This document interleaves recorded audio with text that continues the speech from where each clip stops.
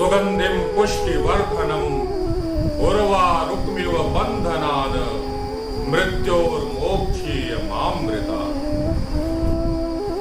नमस्कार मित्रों, हाजिर हूं मैं पंडित ब्रजेश वशिष्ठ एक बार पुनः आपके बीच में कुछ नया लेकर। मित्रों, आज के इस एपिसोड में मैं आपका हार्दिक स्वागत करता हूं। मित्रों, आज का जो विषय है वो अत्यंत ही महत्वपूर्ण है। आज हम जो चर्चा करेंगे वो सूर्य ग्रह के विषय में चर्चा करेंगे। सूर्य को ग्रहों का राजा कहा गया है और एक अकेला सूर्य 8 ग्रहों को प्रभावित करता है। और अगर आपके 8 ग्रह विपरीत हो जाए और सिर्फ सूर्य सही कंडीशन में हो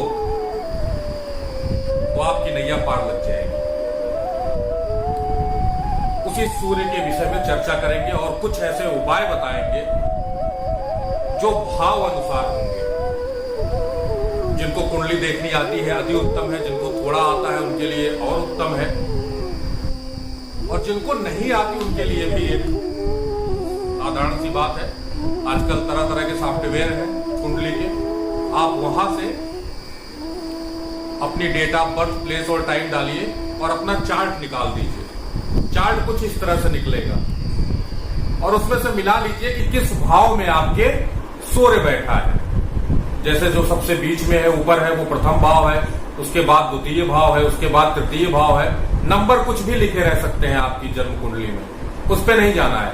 आपको देखना है सूर्य किस घर में बैठा है। मित्रों, अगर सूर्य प्रथम भाव में बैठा है तो उसको क्या उपाय करना चाहिए, ये अलग पद्धति है। सूर्य अगर प्रथम भाव में है कुछ अलग उपाय है, सूर्य द्वितीय भाव में है उसका अलग उपाय है, सूर्य तृतीय भाव में है उसका अलग उपाय है। तो हर भाव के हिसाब से उपाय होता है। ठीक है, आप सूर्य के कुछ उपाय करते हैं या किसी ग्रह के कुछ उपाय करते हैं, अगर आप उसके भाव के अनुसार उसका उपाय नहीं करते तो वो जो आप उपाय में जो आप लाभ सोचते हैं वो लाभ आपको नहीं मिल पाता जो आपको मिलना चाहिए, क्योंकि हर भाव का अलग अलग कारक होता है और उस कारक के हिसाब से वो उपाय करना चाहिए। जैसे कुछ भाव का जल कारक है तो वो चीज जल में प्रवाहित कर दो, कुछ का गला कारक है तो वो चीज उस तरह का स्टोन गले में धारण करो, कुछ हाथ में धारण करो, कुछ मिट्टी में दबा दो। ये क्या है? ये हर भाव के कारक है। चलिए, ज्यादा समय न लेते हुए मैं आपको सिर्फ इतना बताना चाहूंगा कि आज सूर्य के विषय में मैं भी आपको वही बताने जा रहा हूं। आप अपनी जन्म कुंडली में देखिए सूर्य कहां बैठा है और उस जन्म कुंडली के हिसाब से जो मैं आपको उपाय बताना जा रहा हूं, जो सूर्य का उपाय बताने जा रहा हूं, उस उपाय को करिए। देखिए, परिवर्तन देखिए, करिएगा और परिवर्तन देखिएगा। ये मैं उनके लिए भी कह रहा हूं जिनकी कुंडलियां मैं देख चुका हूं। उनके लिए भी ये है कि अगर वो अपना मैं लग्न बना के उनको दिया हूं, उस लग्न में देख ले सूर्य कहां बैठा है, उसके अनुसार वो भी ये उपाय कर सकते हैं। आइए चलते हैं। मित्रों, अगर सूर्य प्रथम भाव में बैठा है, लग्न में बैठा है, तो आपको क्या उपाय करना चाहिए? मित्रों, अगर सूर्य आपके प्रथम भाव में बैठा है तो सबसे पहले अपने घर के, जब आप घर में घुसिए तो बाईं तरफ जो है उधर अंधेरा रखिए। अंधेरी कोठरी बनवानी चाहिए, लेकिन अब जरूरी तो नहीं है कोठरी बनवाई जाए। तो आप क्या कर सकते हैं, वहां के बल्ब को बंद करके रखिए, वहां कुछ अंधेरा करके रखिए। दूसरा उपाय, अपने पैतृक घर में हैंडपंप गड़वा दीजिए। मित्रों, अगर एक चीज यहां ध्यान देने वाली बात होती है, अगर आपके पुत्र के कुंडली में भी सूर्य प्रथम भाव में बैठा है तो पुत्र के हाथों अपने पैतृक घर में हैंडपंप या समरसेबल की बोरिंग करवाइए, लगवाइए। 10 साल बाद उसका भाग्योदय हो जाएगा निश्चित तौर पे।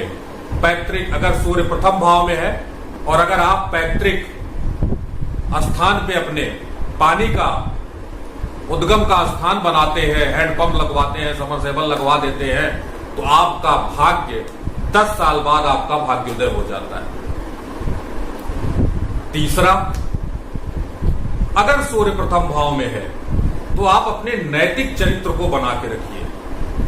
अपने चरित्र को कहीं से वीक ना होने दीजिए, क्योंकि अगर आपके चरित्र में थोड़ी सी भी वीकनेस आई तो ये आपका यश खा सकता है। तो नैतिक चरित्र हमेशा बना के रखिए। चौथा उपाय मित्र ये है कि 24 वर्ष के पूर्व ही विवाह हो जाना चाहिए। देख लीजिएगा, बच्चे कुंडली में ऐसा है तो उसका विवाह 24 वर्ष के पूर्व कर दीजिए। है अटपटा सा, लेकिन जीवन बदल देगा ये। मित्रों, अगर सूर्य द्वितीय भाव में है तो क्या करें? मित्रों, अगर सूर्य द्वितीय भाव में है तो पैतृक स्थान पे वही हैंडपंप लगवाएं और वहां पानी की व्यवस्था करें। द्वितीय उपाय, किसी भी धर्म स्थान या मंदिर में जाए, वहां पे नारियल, बादाम और तेल का दान अवश्य करें। तृतीय उपाय मित्रों, तीसरा उपाय, अगर आप किसी धर्म स्थान पे जाते हैं तो वहां पे जो पालतू कुत्ते घूमते हैं आप उनको भोजन अवश्य कराएं या उनके लिए प्रसाद वगैरह कुछ जरूर उन्हें खिलाएं। चौथा उपाय मित्रों, दान में कभी चांदी संबंधित चीजें ना लें। चांदी संबंधित चीजें चावल, दूध और चांदी, इसका आप दान न लें। अगर आपको ये चीजें दान में मिलती हैं तो आप इसे कुछ न कुछ मूल्य जरूर इसका चुकता कर दें। आते हैं, अगर सूर्य आपके तृतीय भाव में हो तो क्या? मित्रों, सूर्य अगर आपके तृतीय भाव में बैठा है तो माता और दादी का आशीर्वाद हमेशा लें और माता और दादी को आपकी वजह से कष्ट ना हो।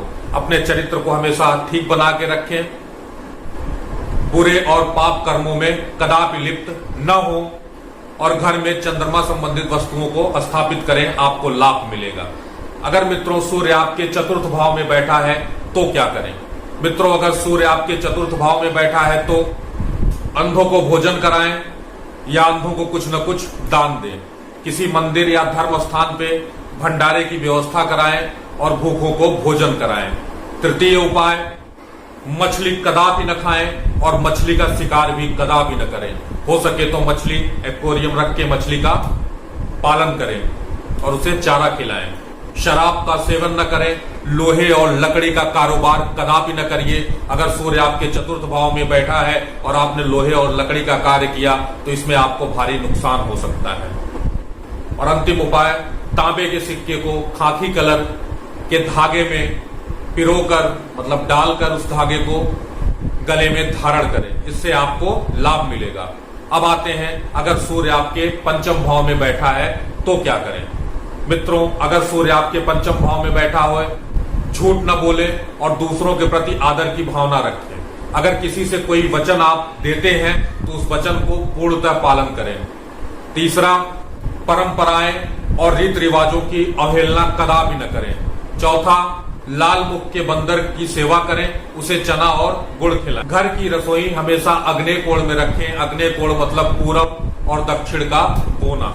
अब आते हैं मित्रों, अगर सूर्य आपके छठम भाव में बैठा है तो क्या करें? अगर सूर्य छठम भाव में बैठा है, वही पंचम का उपाय, लाल मुख के बंदरों को चना और गुड़ खिलाएं। द्वितीय उपाय, बाजरा या सूर्य संबंधित चीजें दान में दें। तृतीय उपाय, चींटियों को 7 प्रकार के अनाज का आटा आप खिलाएं। चौथा उपाय, बुद्ध का उपाय करें। पांचवा उपाय, किसी भी चांदी के पात्र में गंगा जल भर के घर में रख दें। छठवां उपाय, तांबे के चौकोर टुकड़े को भूमि के नीचे दबा दें। सातवां उपाय, दूसरों के द्वारा धर्मस्थल में दान की गई वस्तुओं को अपने घर में कदापि न लाएं। तो अगर सूर्य आपके सप्तम भाव में है तो आप कौन सा उपाय करें? मित्रों, अगर सूर्य आपके सप्तम भाव में है तो पहला उपाय, कोई भी कार्य शुरू करने से पहले थोड़ा सा पहले गुड़ खाएं और पानी पी के उस कार्य की शुरुआत करें, उस कार्य में आपको सिद्धि मिलेगी। दूसरा उपाय, काली या बिना सींग वाली गाय की आप सेवा करें। तीसरा उपाय, अगर पत्नी से कष्ट है या पत्नी को कष्ट है या पत्नी से दूरी है या कोई आप व्यवसाय करते हैं उसमें कष्ट होता है या व्यवसाय पार्टनर आपको धोखा दे देता है तो भोजन से पहले जो रोटी आपको मिलती है, मतलब आपकी जो थाली आती है उसमें भोजन करने से पहले उस रोटी को अग्नि में डाल दें। पूरी रोटी नहीं, सिर्फ रोटी का कुछ टुकड़ा, उसके बाद आप भोजन करें। गुरु का उपाय करें, बृहस्पति को उपाय करें, नारायण कवच का पाठ करें और अपना व्यवहार अच्छा रखें। आपके व्यवहार से कोई असंतुष्ट ना हो, आप अच्छा बोलें, किसी के विषय में गलत ना बोलें और सबसे अपना व्यवहार बना के रखें। मित्रों, अगर सूर्य आपके अष्टम भाव में है तो अगर अष्टम भाव में है तो घर का मुख्य द्वार कदापि दक्षिण दिशा में नहीं होना चाहिए, या आप जहां रह रहे हैं वहां पर भी आपका मुख्य द्वार दक्षिण दिशा में न हो। काले गाय या बड़े भाई की सेवा करें, बड़े भाई का आशीर्वाद लें। अगर आप बड़े भाई से दूर रह रहे हैं तो उनके चरणों की फोटो खींच लें और उस फोटो की 61 जोड़े बना लें, एक जगह रख लें और सुबह उठते ही उन्हें प्रणाम करें। आप देखेंगे आपको कितना ज्यादा लाभ मिलता है। रोगी के पास बहुत देर तक कदापि न बैठें। अगर आप रोगी के पास बहुत देर तक बैठते हैं, क्योंकि आपके अष्टम भाव में सूर्य है, तो आप निगेटिव तो खुद भी हो जाएंगे और उसे भी निगेटिव कर देंगे। अपने नैतिकता का पतन न होने दें और चरित्र को बिल्कुल ठीक रखें। अगर सूर्य आपके अष्टम भाव में है तो आप अपने चरित्र को अच्छा रखें और मजबूत बना के रखें। मित्रों, अब आते हैं अगर सूर्य आपके नवम भाव यानी भाग्य भाव में हो तो क्या। मित्रों, अगर सूर्य आपके नवम भाव में है तो दान कदापि न लें, और चंद्रमा संबंधित दान तो भूल कर भी न लें। चंद्रमा संबंधित दान क्या है? पानी, दूध, चावल और चांदी। दूसरा, चंद्रमा संबंधित उपाय दान आप दे सकते हैं। क्या दे सकते हैं उपाय दान में? चावल का दान करिए, प्याऊ लगवाइए, चांदी का दान करिए, आप कर सकते हैं, कपूर का दान भी कर सकते हैं, आप दूध का भी दान कर सकते हैं। अगर घर में पुराने पीतल के बर्तन पड़े हैं और उनकी मात्रा बढ़ रही है तो उन्हें बढ़ने दें, उनको बेचने का प्रयास न करें। पीतल कदापि न बेचें, जितना बढ़ रहा है आपके लिए मान, सम्मान, यश, कीर्ति में वृद्धिदायक है, तो पीतल के बर्तनों को कदापि न बेचें। दूसरों से मजाक करने से बचें, क्योंकि वो अगर आपसे मजाक करेंगे तो आपको पसंद नहीं आएगा। और अधिक क्रोध न करें, सामान्य रहें, सामान्य अवस्था में रहें। मित्रों, अगर सूर्य आपके दसम भाव में बैठा है तो क्या करें? आइए, के दसम भाव में बैठा है तो शराब का सेवन कदापि न करें। ऐसा कोई भी कार्य न करें जिससे शनि अशुभ हो जाए। कहने का मतलब आलस्य न करें, जूते आपके फटे फुटे न हो, कपड़े आप फटे न पहने, मजदूरों को कभी नाराज न करें, सफेद रंग की कैप लगाएं या सर को ज्यादा से ज्यादा ढक कर रखें। काले और नीले रंग के वस्त्र कदापि धारण न करें। इन वस्त्रों को धारण करने से बचें। और अगर आपने ऐसे वस्त्रों को ज्यादा एकत्र करके रख दिया है तो कोशिश ये करें विशेष कार्य करते समय, नौकरी, इंटरव्यू या कुछ विशेष परिस्थितियों में जहां आपको लाभ मिलने वाला है, ऐसी परिस्थिति में आप ऐसे वस्त्रों को धारण न करें अगर सूर्य आपके दसम भाव में है। अपने दोषों का और अपनी कमियों का दूसरे के सामने ठिठोरा न पीटे कि भैया मैं ऐसे परेशान हूं, ये रोग हो गया है, अब यहां से ये विपदा आ गई। बिल्कुल कदापि आप अपनी कमियों को या अपने परेशानियों का ढिढोरा दूसरे के सामने न फोड़ें। नदी, नहर या समुद्र में आप तांबे का सिक्का 43 दिन तक प्रवाहित करें। आप देखेंगे अगर सूर्य आपके दसम भाव में बैठा है तो आपको कितना बड़ा लाभ देगा। अब आते हैं अगर सूर्य आपके ग्रहमें भाव में बैठा है, आय भाव में बैठा है, तो वहां पे क्या उपाय करना चाहिए। मित्रों, अगर सूर्य आपके ग्रहमें भाव में बैठा है तो आप शराब कदापि न पिए, मांस का सेवन कदापि न करें। किसी से अगर वादा करते हैं तो वादा न तोड़ें, झूठी गवाही न दें और किसी के प्रति षड्यंत्र न करें, किसी को धोखा न दें। और एक उपाय, रात्रि को 5 मूली और 5 बादाम सिरहाने रखकर सोएं और सुबह उठते ही ये किसी मंदिर में दान कर दें या किसी को दान कर दें। इससे आपको भी सुख मिलेगा, आय में वृद्धि होगी और संतान का सुख भी अच्छे से प्राप्त हो जाएगा। अगर सूर्य एकादश में है तो लास्ट उपाय, कसाई अगर किसी बकरे या बकरी को काटने जा रहा है तो आप वहां पहुंच के कदापि उसे रोक दें, उस बकरे या बकरी को खरीद लें और उसे मुक्त कर दें। पेड़ पौधों की सेवा करें और जितना हो सके पेड़ लगवाएं। आप देखेंगे आय के विभिन्न स्रोतों को खोल देगा। और धन क्या है? धन मतलब लक्ष्मी। लक्ष्मी आपके स्वास्थ्य लक्ष्मी है, संतान लक्ष्मी है, विजय लक्ष्मी है, यश लक्ष्मी है, सब में वृद्धि कर देंगे। तो अगर आपके द्वादश भाव में सूर्य बैठे हैं तो क्या करें? अगर सूर्य आपके द्वादश भाव में बैठे हैं तो ससुराल से संबंध आप अच्छे करें। आप देखेंगे जिनके 12वें भाव में सूर्य होते हैं उनके ससुराल से संबंध अच्छे नहीं होते, तो ससुराल से सबसे पहले संबंध अच्छा करें। घर अगर बनवाएं तो घर में बरामदा अवश्य रखें। पराये झगड़े में हाथ न डालें। अगर कोई झगड़ा हो रहा है, दो लोग झगड़ा कर रहे हैं, तो बीच में जाके मत कूदिए प्रभु, उससे आप दूर रहें। धार्मिक कार्य अवश्य करें। अगर कोई भी धार्मिक कार्य करने को मिल रहा है तो उसे अवश्य करें। ऐसी जगह घर न बनाएं जहां पे सूर्य का प्रकाश न पहुंचता हो। कोशिश ये करें, अगर आप किसी घर का निर्माण कर रहे हैं तो ऐसी जगह करें जहां सूर्य का प्रकाश भरपूर मात्रा में पहुंच रहा हो। दूसरों को धोखा न दें, किसी की अमानत रख के उसे मना न कर दें, किसी के खिलाफ षड्यंत्र न करें, किसी के धन को गलती से, गलत कार्यों से आप हड़पे नहीं, किसी से ईर्ष्या न करें और असत्य न बोलें। मित्रों, ये थे सूर्य के 12 भाव में बैठने के अलग अलग उपाय। आप इसे करिए और आप इसे करने के बाद स्वतः देखेंगे कि आपकी स्थिति कितनी बदल जाएगी और सूर्य आपको कितना लाभ देते हैं। मित्रों, आज बस इतना ही। इसी के साथ